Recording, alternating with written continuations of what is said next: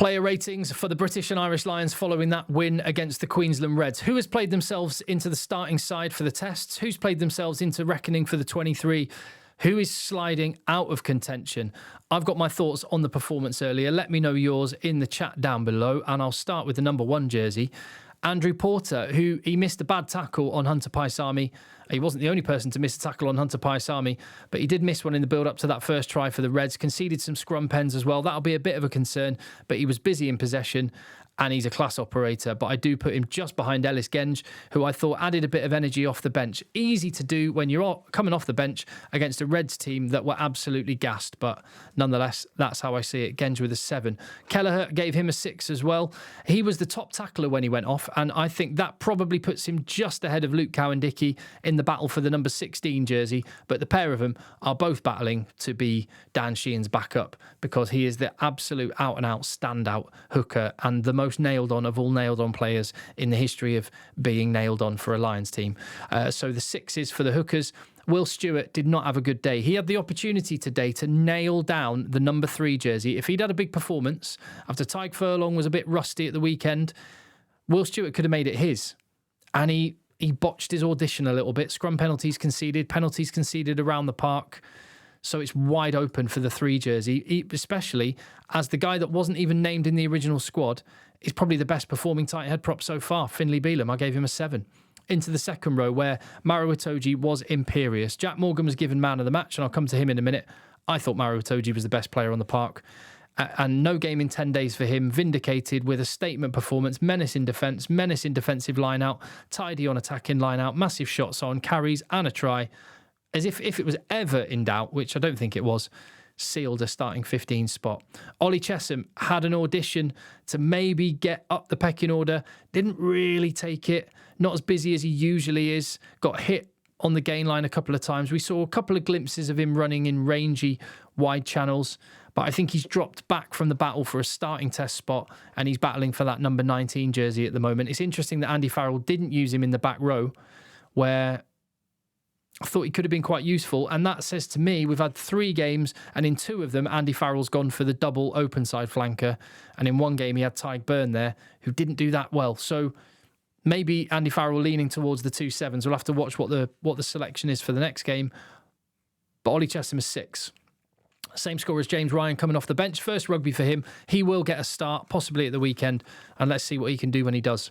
Into the back row. It wasn't Tom Curry's day. He fell off a tackle or 2. He got hit hard on the gain line. Loads of work rate, but it didn't happen for him, and that could knock him down the pecking order. I think the experience he's got and the fact he covers 6, 7 and 8 could mean he's definitely a contender for the 23, still very much in the mix for a starting job as well, despite, by his very high standards, a poor performance. And that's only compounded by the fact that Jack Morgan took his chance.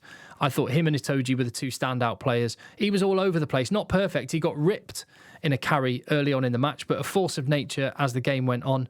Breakdown, menace, and given how poor the Lions were against the force, that is massive that he managed to come in and solve that. And he was quiet against Argentina.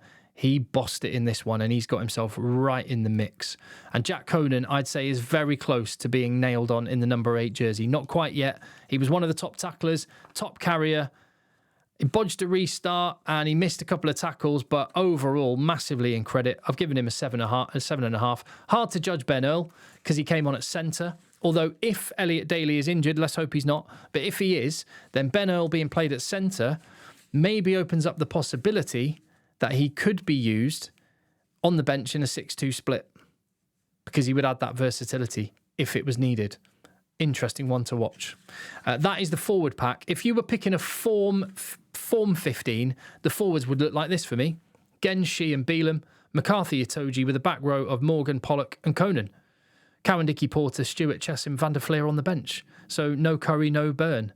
This, as I say, is a form 15 based on the 3 games we've seen. It's not who I think will play or who I think should play in the test matches, just purely based on the rugby we've seen.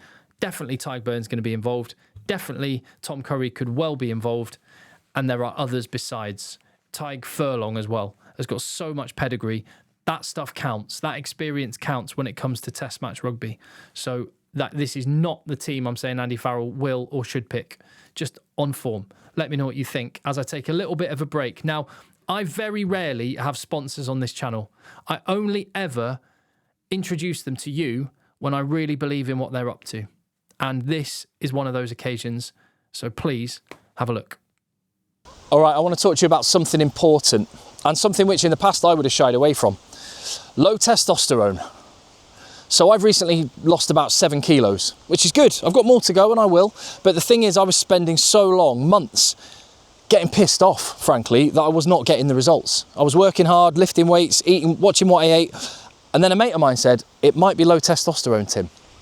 And that conversation brings me here with you right now.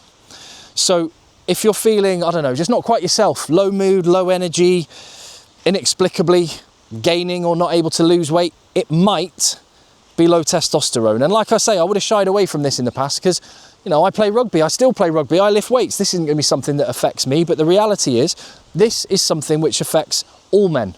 Testosterone levels naturally start to decrease from the age of about 35. Can even happen from the age of 25. It's an issue that affects around 1 in 4 men. And 90% of the men in the UK with low testosterone remain undiagnosed. Manual is a leading UK men's healthcare company and low testosterone clinic, and their expertise and doctors can help get you back to your best. So I took Manual's at-home blood test. It's dead easy. Just a simple finger pin prick test, which you do at home, send off in the post back to the lab, and within a few days you get your results. And mine came back suboptimal. So my testosterone levels had dropped. To the extent that I am now exploring Manual's testosterone replacement therapy service, which starts with a comprehensive diagnosis, expert advice, and it can lead, if it's needed, to a bespoke treatment plan, which could be medication, lifestyle advice, or supplements. Now, I'm at the very start of this journey, and it's one that I'd like to share with you on the channel. But more importantly, if some of those symptoms are ringing true with you, and what happened with me is something which sounds familiar, then I want you to be able to find out the facts for yourself. So to help, I've got a code that you can use, Chasers45, that's Chasers45 for 45% off your at-home blood test. I will link the code and the link in the description, and I'll pin it in the comments as well so you don't miss out, and I'll check in with you on this another time. As I say, I am very, very picky about who I work with, and I really do believe in what Manual are up to, and I think it's also something which people are embarrassed or ashamed about talking about, and so I want to try and help break that taboo. So yeah, their detail is in the description. Let's get on with the backline then. Jamison Gibson-Park, he's back. Yes, he was a little bit rusty. It wasn't a perfect first half, but I'll tell you what, in that first 10 minutes of the second half, we saw the Jamison Gibson-Park that we know, and the Jamison Gibson-Park which makes him one of the best scrum halves in the world. The way he got to the breakdown, got the ball away, that time when Aki made a big carry, sniped round the side, inside ball to Itoje. The rustiness was being shaken off. I gave him a 7, and he's close to being nailed on in the starting team. Finn Russell, it's his 10 jersey to lose as far as I'm concerned. Do you know what it is? He does all the attacking things which people talk about. His range of passing is brilliant. But I've said this again, I'm going to say it again. I really dislike the way people describe Finn Russell as a maverick. He is not. His defence was brilliant. But he just does the stuff that is difficult. He makes it look really, really simple. Nailed on, or close to. Bundy Aki, great second half. Not a great first half. Still don't know how he didn't score on the back of that maul. But his carries were the source of several tries in that second 40. A big performance from him then. Overall, averaged out, probably a first half was a 6, second half was an 8, giving him a 7. And that battle for the centre positions is fierce.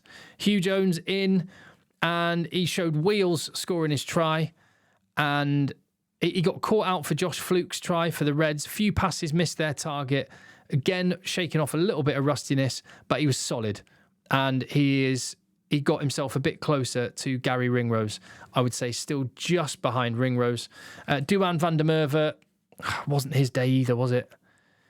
Not a great day at the office. He's really good on attack when he gets open field, but he can be exposed defensively, and he was. And that is a concern. Test match rugby, they can hinge on 1 or 2 key moments. And I think that the upside and what he is able to do, the game-breaking stuff, versus the the way he can be exposed. It's a tightrope. And if you want to roll the dice and risk it, Duan could be a guy that wins you a match because he can do things other people can't. I think it's going to cost him a test spot, that he also could lose you a match with moments like that Josh Fluke try where he was just caught in no man's land. On the other wing, Tommy Freeman, another strong performance from him. There's just energy, there's hunger, the way he goes hunting for the ball, chasing after those kicks. I'd say he's a likely starter, not quite nailed on, but him and James Lowe looking pretty close to it. And Elliot Daly, I gave a 7 out of 10. Injury concern, that was an amazing stat. His 11th consecutive squad that he's appeared in for the British and Irish Lions going back to 2021. And it would be really, really sad if that is how his Lions career ended, with him going off with an injured arm and not able to take part in a test series, which he has taken part in 2017 and in 2021. So, yeah, let's wait and see on that. And Alex Mitchell on the bench. All the bench added a bit of impetus, giving him a 7, Finn Smith a 7, Gary Ringrose a 7. If you had to pick a form backline to go with those form forwards, remember, this is not who I would pick in a test series or who I think Andy Farrell will pick. This is if you were just picking purely on form, then you would go, well, Gibson Park, Mitchell is a bit of a toss-up, but I've gone Gibson Park. Russell, Tuipulotu, Ringrose, Lowe, Daly, Freeman. We'll wait and see on Daly. Obviously, Kinghorn and Keenan haven't played yet, so they can't be included in this form discussion.